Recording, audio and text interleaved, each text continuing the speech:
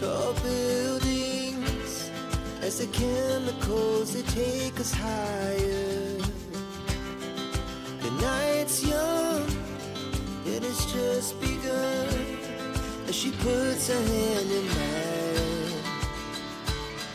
We wanna chase the night, wanna dance to the light, pull the stars from the sky, just two hearts running wild. Never sleep. નમસ્કાર friends, ઝરૂખામાં તમારું હાર્દિક સ્વાગત છે. તો આજે આપણે આવી પહોંચ્યા છે છોટાઉદેપુર જિલ્લાના કેવડી ગામે. કેવડી ગામે ક્યાં આવ્યા છે? કેવડી ઇકો ટુરિઝમ સેન્ટર, જે છોટાઉદેપુર જિલ્લામાં આવેલું ખૂબ સુંદર ઇકો ટુરિઝમ સેન્ટર છે. શહેરના ઘોંઘાટથી દૂર શાંતિમય અને રમણીય જો પળ તમે ગુજારવા માંગો છો તો આ ઇકો ટુરિઝમ સેન્ટરની મુલાકાત અવશ્ય લેવી જોઈએ.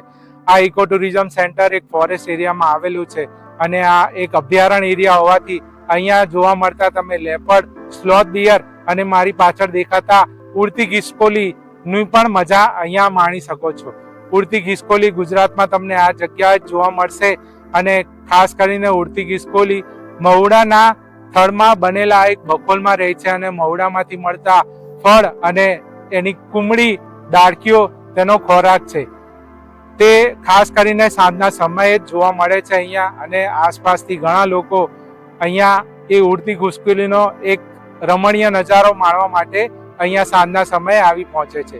આ ઇકો ટુરિઝમ સેન્ટર એક ખૂબ સુંદર રીતે બનાવવામાં આવ્યું છે અને અહીંયાના મુખ્ય આકર્ષણની વાત કરીએ તો અહીંયા એક સોવેનિયર શોપ આવેલી છે. ત્યારબાદ એન્ટ્રી બાદ અહીંયા એક ઇન્ટરપ્રિટેશન સેન્ટર પણ આવેલું છે. ઇન્ટરપ્રિટેશન સેન્ટરમાં તમે અહીંયા જોવા મળતા અલગ અલગ પ્રકારના વન્યજીવોની એક ઝલક માણી શકો છો. રહેવા માટેની ઉત્તમ સુવિધા છે. અહીંયા ઘણા બધા રૂમ પણ આવેલા છે અને સાથે એક ટેન્ટની પણ સુવિધા છે. જો તમે ગ્રુપમાં આવો છો, ટેન્ટમાં બી રોકાઈને અહીંયા ફોરેસ્ટમાં રહીને તમે એની મજા માણી શકો છો. અહીંયાના બુકિંગ માટે તમે ડિસ્પ્લે પર આવેલી વેબસાઇટથી તમે આનું બુકિંગ કરી શકો છો. સર્વપ્રથમ તો હું આ કેમ્પ સાઇટમાં તમને અહીંયાના રૂમ બતાવીશ, ત્યારબાદ કેમ્પ સાઇટમાં કઈ કઈ વસ્તુઓ આવેલી છે અને ખાસ કરીને તો અહીંયાનો ગાર્ડન એરિયા અને ચિલ્ડ્રન પ્લે એરિયા ખૂબ સુંદર છે. આસપાસના આકર્ષણની વાત કરું તો 50 કિલોમીટરના અંતરમાં અહીંયા એક સુખી ડેમ પણ આવેલો છે. જો તમે અહીંયા આવો છો તો એ જગ્યાની પણ મુલાકાત લેજો. સુખી ડેમની તદ્દન બાજુમાં કુંડલ ગામ આવેલું છે. ત્યાં જો તમે માર્ચથી જૂનના દરમિયાન જો તમે અહીંયા આ જગ્યાની મુલાકાત લો છો તો તમને સ્લોથ બિયર ના 90% તો એવું જોવા જ મળી જ જશે કે તમે ખુલ્લામાં સ્લોથ બિયર જોઈ શકો છો. ત્યારબાદ રતનમહાલ સ્લોથ બિયર સેન્ચુરી પણ અહીંયા 50 કિલોમીટરના અંતરમાં આવેલી છે અને સાગઠાડા ડેમ પણ આવેલો છે. જો મોન્સૂનમાં તમે આવો છો તો અહીંયા ઘણા બધા વોટરફોલ નાના મોટા અહીંયા આસપાસ આવેલા છે. કેમ્પ સાઇટની પાછળથી એક સુંદર નદી પણ પાસ થાય છે. તેમાં જો તમે મોન્સૂનમાં આવો છો તો ખૂબ સરસ રીતે મજા માણી શકો છો.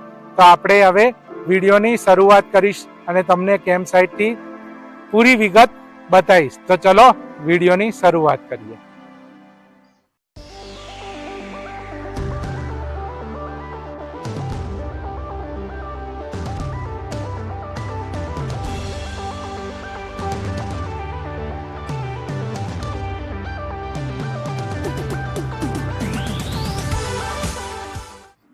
તો મિત્રો, કેમ્પ સાઇટ થી એન્ટર થઈને આપણે અંદર આવી ચૂક્યા છે.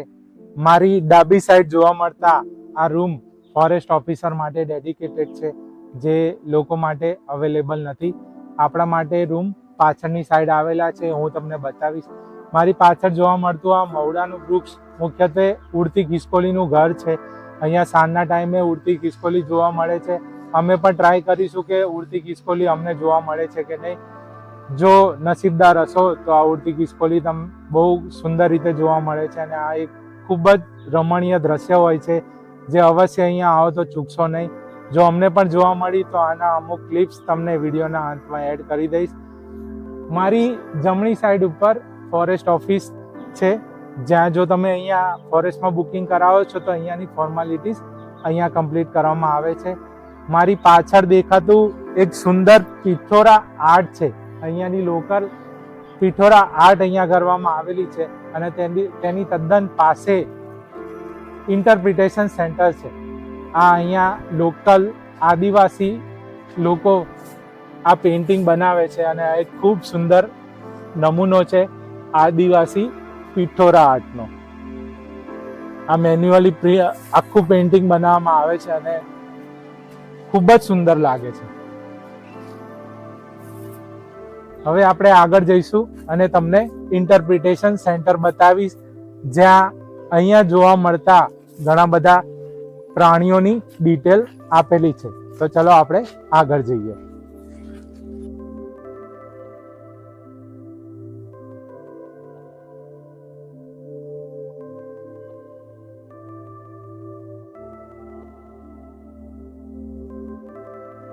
તો મિત્રો આપણે ઇન્ટરપ્રિટેશન સેન્ટર પાસે આવી ચૂક્યા છે. હવે આપણે અંદર એન્ટર કરીએ અને ઇન્ટરપ્રિટેશન સેન્ટરમાં આપેલી વિગતને જોઈએ.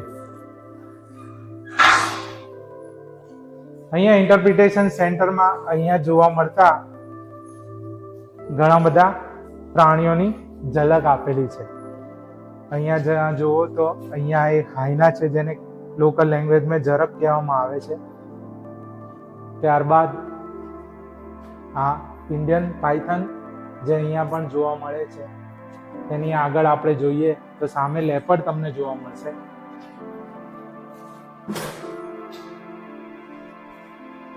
અને આ સ્લોથ ડિયર.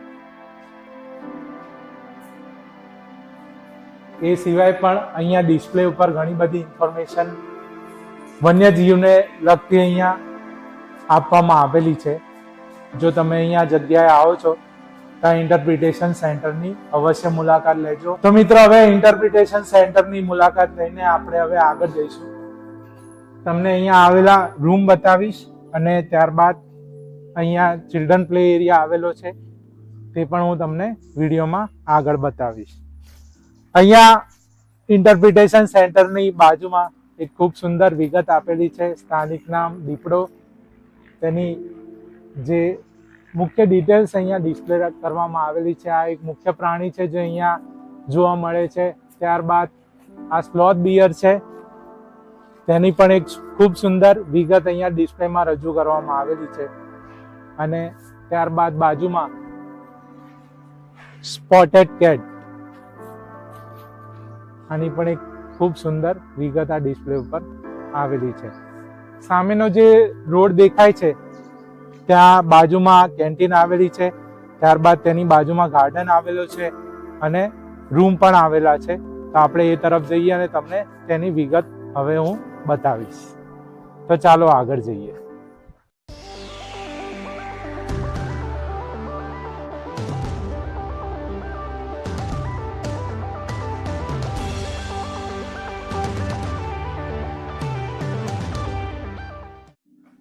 તો મિત્રો, ઇન્ટરપ્રિટેશન સેન્ટરથી આપણે ચાલીને આગળ આવી ચૂક્યા છે. મારી પાછળ તમને ગાર્ડન એરિયા જોવા મળશે અને તેની બાજુમાં બંને સાઈડ પર રૂમ આવેલા છે.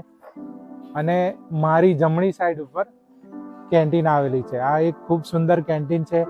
બાંબુમાંથી બનાવેલી એક ખૂબ સુંદર કેન્ટીન છે. આવો તમને અંદરથી પણ બતાવું કે આ કેન્ટીન કેવી છે. ખૂબ સરસ સુવિધા વન વિભાગ દ્વારા અહીંયા કરવામાં આવેલી છે. અને આ કંઈક આ પ્રકારની કેન્ટીન છે જે બાંબુમાંથી બનાવેલી છે.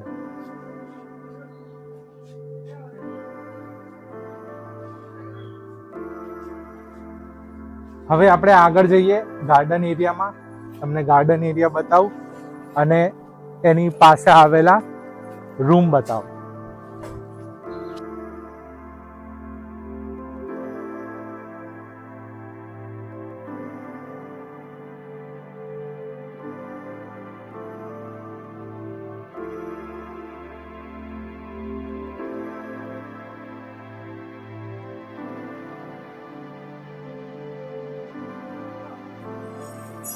તો મિત્રો, આપણે આગળ ચાલીને અત્યારે ગાર્ડન એરિયામાં આવે છે. મારી પાછળ આ બાંબુમાંથી બનાવેલા રૂમ છે. ફિલહાલ આ અત્યારે અંડર કન્સ્ટ્રક્શન છે. આ બાંબુમાંથી બનાવેલા હોવાથી દરેક મોન્સૂનમાં આને પાણી લાગવાથી ખરાબ થઈ જાય છે. તેને દર મોન્સૂન પછી થોડા રિનોવેટ કરવામાં આવે છે. તો આ વખતે ખૂબ સુંદર બાંબુનું ઘર બનાવવામાં આવ્યું છે. ટૂંક સમયમાં તેને પણ લોકો માટે ઓપન કરી દેવામાં આવશે. મારી પાછળ તમે જોઈ શકો છો 4 એસી રૂમ આવેલા છે. આ જગ્યા એટલું પર્યાવરણને સમર્પિત છે કે અહીંયા આવેલા રૂમ પણ એક વૃક્ષના નામ ઉપર આવેલા છે. હું તમને ત્યાં નજીક જઈશ અને તે રૂમ પણ બતાવીશ. પહેલા તમને આ બાંબુ રૂમ બતાવો કે બાંબુ રૂમ અંડર કન્સ્ટ્રક્શન છે, પણ બાંબુ રૂમ કેવા લાગે છે તમને નજીક જઈને અંદરથી કન્સ્ટ્રક્શન પણ બતાવો. તો ચાલો આપણે આગળ જઈએ. તો મિત્રો આપણે બાંબુ રૂમ પાસે આવી પહોંચ્યા છે. આપણી પાસે સુરેશભાઈ છે જે બાંબુ રૂમ પ્રત્યે આપણને થોડી ઇન્ફોર્મેશન આપશે. સુરેશભાઈ, અમને થોડી ઇન્ફોર્મેશન આપો બાંબુ રૂમ.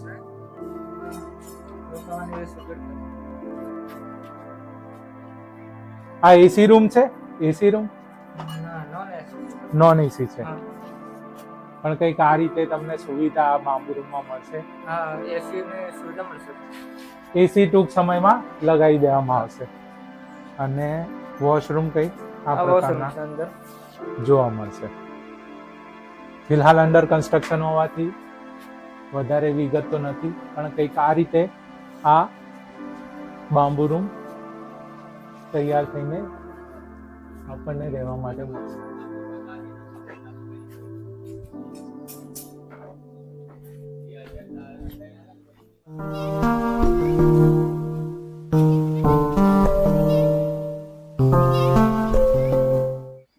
તો મિત્રો, આગળથી આપણે બાંબુ રૂમ થી આગળ આવીને આપણે પહોંચી ચુક્યા છે મેઇન રૂમ પાસે. આપણી જોડે સુરેશભાઈ છે, તો આપણને રૂમની ડિટેલ્સ આપશે. સુરેશભાઈ, પહેલા તો આ ઉપરના જે બધી જે સ્ટ્રક્ચર્સ મૂકેલા છે એ શું કહેવામાં આવે છે?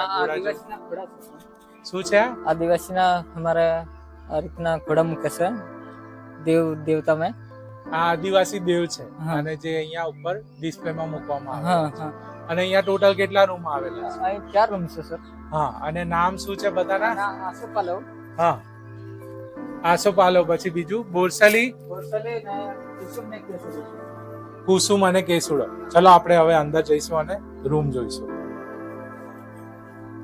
તો મિત્રો, આ એક એસી રૂમ છે અને કંઈક આ રીતની સગવડ આપવામાં આવે છે રૂમમાં. એક સારી એવી અરેન્જમેન્ટ કરવામાં આવી છે 2 લોકો માટે. અને કંઈક આ ટાઈપનો તમને વોશરૂમ મળશે. અને રૂમની એક્ઝેક્ટ બહાર એક ખૂબ સુંદર આકર્ષણ છે. રૂમની બહાર આવીએ તો એક ખૂબ સુંદર જગ્યા આપવામાં આવેલી છે અને પાછળ એક્ઝેક્ટ રૂમની ચેક ડેમ છે. હવે સુરેશભાઈ, અહીંયા કઈ વન્યજીવો જોવા મળે છે દિવસના ટાઈમે? ના, એપ્રિલ મહિનામાં જોવા મળે સર. એપ્રિલ મહિનામાં જોવા મળે. અને અત્યારે ખાલી તમે અત્યારે ઉડતી ખિસકોલી જોવા મળે છે સાંજના ટાઈમે ઉડતી ખિસકોલી. અને કોઈ નદી આપણે અહીંયાથી પાસ થાય છે, નદીનું નામ શું અહીંયા? વસવા નદી. વસવા નદી. અને આ એની ઉપર બાંધેલો એક ખૂબ સુંદર ચેક ડેમ છે. તો મિત્રો, આ ચેક ડેમમાં ઘણા બધા વન્યજીવો પાણી પીવા આવે છે. જો તમે અહીંયા આવો છો તો આ રૂમની એક્ઝેક્ટ બહાર તમે આને એક્સેસ કરી શકો છો અને અહીંયા બેસીને એક સુંદર સાંજ પણ અહીંયા બેસીને માણી શકો છો. અહીંયાથી એક તમને નજારો બતાવું તો એક આ ટાઈપનો નજારો છે.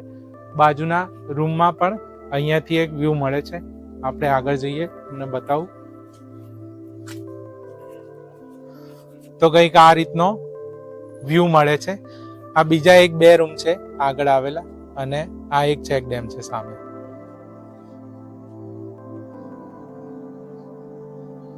તો આ ચેક ડેમ ની ઉપર એક નાનો વોકિંગ બ્રિજ બનાવેલો છે, એ ખૂબ સુંદર છે. અને ત્યારબાદ ટેન્ટ આવેલા છે અને ચિલ્ડ્રન પ્લે એરિયા છે. આપણે હવે આગળ જઈશું અને એ પણ હવે જોઈશું.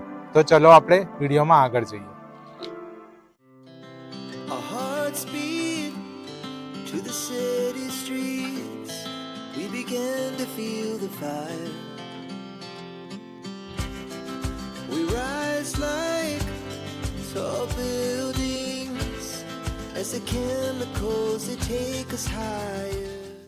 તો મિત્રો, મેઇન રૂમ થી આપણે આ વોકિંગ બ્રિજ પાર કરીને આપણે અહીંયા પાછળની સાઈડ ઉપર આવી ચૂક્યા છે.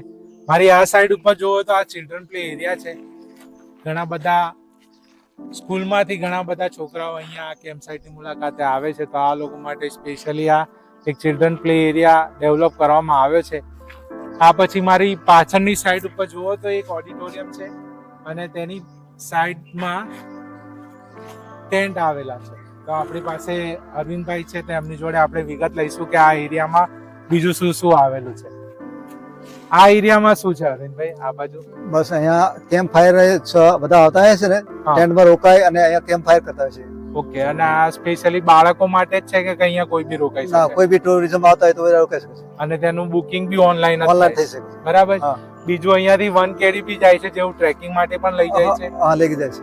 લઈ જાય છે. લઈ જાય તો અહીંયાના ફોરેસ્ટના જે બી નોમિનેટેડ વ્યક્તિ હોય એની જોડે આપણે સાથે જવાનું હશે ને, ટ્રેકિંગમાં છોકરાઓ આવે કે હા. કોઈ બી ટુરિઝમ આવે તો અહીંથી જંગલમાં લઈને જતા હોય છે. જંગલમાં જઈ શકાય. હા, એટલે અને અહીંયાની કોઈ નોમિનલ ફી છે જે આપણે ભરવી પડે છે અંદર ઘૂસવા માટે, જંગલમાં જવા માટે કોઈ ફી છે? ફી તો અહીંયા પહેલા આવે એ વખતે એન્ટ્રી ફી 20 રૂપિયા લેતા હોય છે. ઓકે, 20 રૂપિયા એન્ટ્રી ફી છે. હા. અને તમે ગાઈડની મદદથી ગાઈડની- જંગલમાં જઈ શકો હા, છો. અને 200 રૂપિયા ગાઈડ લેતા હોય છે અહીંથી લઈને જવા. ઓકે, તો 20 રૂપિયા એન્ટ્રી ફી અને ગાઈડની 200 રૂપિયા ફી છે. કાં તો ગાઈડની ફી ભરીને તમે આ જંગલમાં એન્ટર કરી શકો છો. આ જંગલમાં ગાઈડ સાથે તમે જો જાઓ છો તો અહીંયા જોવા મળતા લેપર્ડ અને સ્લોથ બિયર પણ તમને જોવા મળશે. પાછળ એક ખૂબ સુંદર નદી પણ આવેલી છે, તેનો પણ વ્યૂ આવે છે આમાં. હા, હા. અહીંયા પાછળ એક નદી આવેલી નદી છે છે ને? મોટી. હા, એક પાછળ નદી આવેલી છે, તેમાં હા. પક્ષીઓને એવું બધું જોવા બહુ તો મળે આપણે છે. અહીંયાથી ચાલતા જઈએ તો શું શું જોવા મળે આપણને?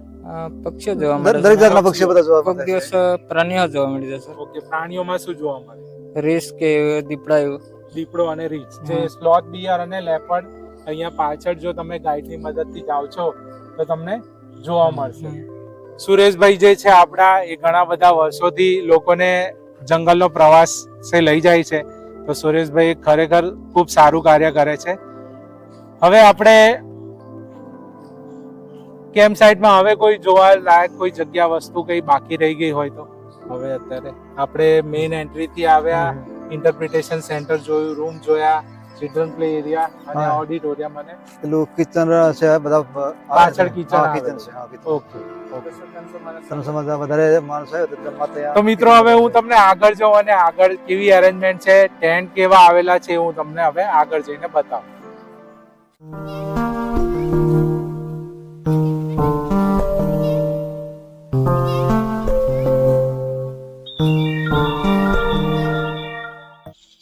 તો મિત્રો ત્યાં આવેલા ચિલ્ડ્રન પ્લે એરિયાથી આપણે આગળ પગથિયા ચડીને આપણે અહીંયા આવી ચૂક્યા છે. આ એક ઓડિટોરિયમ બનાવેલું છે અને મારી એક્ઝેક્ટ પાછળ અહીંયા ટેન્ટ આવેલા છે. હું તમને એક અંદર જઈને ટેન્ટનો એક વ્યૂ પણ બતાવું કે ટેન્ટ અંદરથી કેવા લાગે છે. આ નોર્મલી સ્કૂલમાંથી જ્યારે પણ બાળકો અહીંયા આવે છે ત્યારે ટેન્ટનું બુકિંગ કરવામાં આવે છે. તો ટેન્ટ અંદરથી કેવા લાગે છે હું તમને એની ઝલક બતાવું. કંઈક ટેન્ટનું અરેન્જમેન્ટ આ રીતે હોય છે.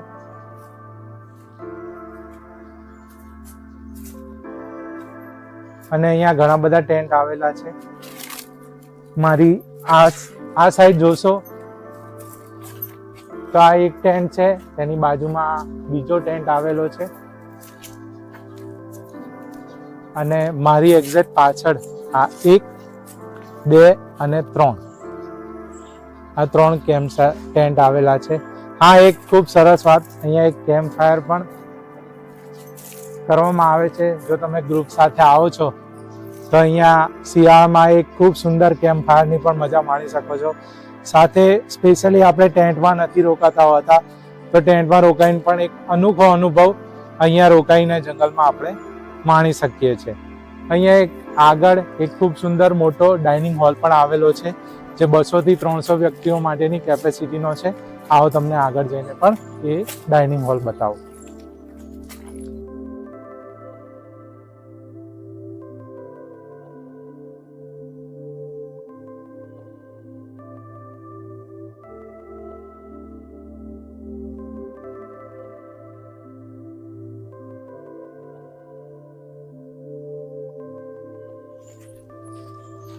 તો આ એક ડાઇનિંગ હોલ છે, જે અહીંયા ખૂબ મોટા ગ્રુપમાં લોકો આવે છે ત્યારે ખાવા પીવાની સગવડ આ એરિયામાં કરવામાં આવે છે.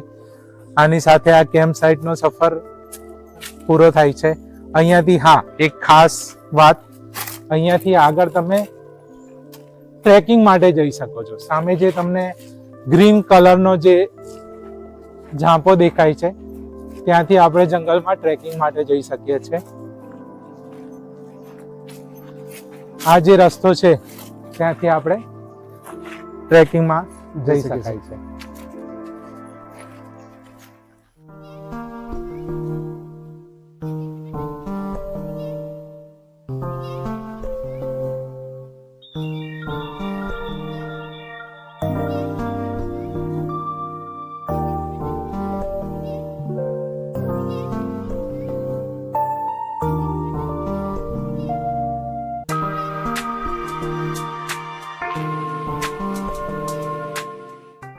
તો મિત્રો હવે આ વિડીયોને અંત આપવાનો સમય આવી ચૂક્યો છે.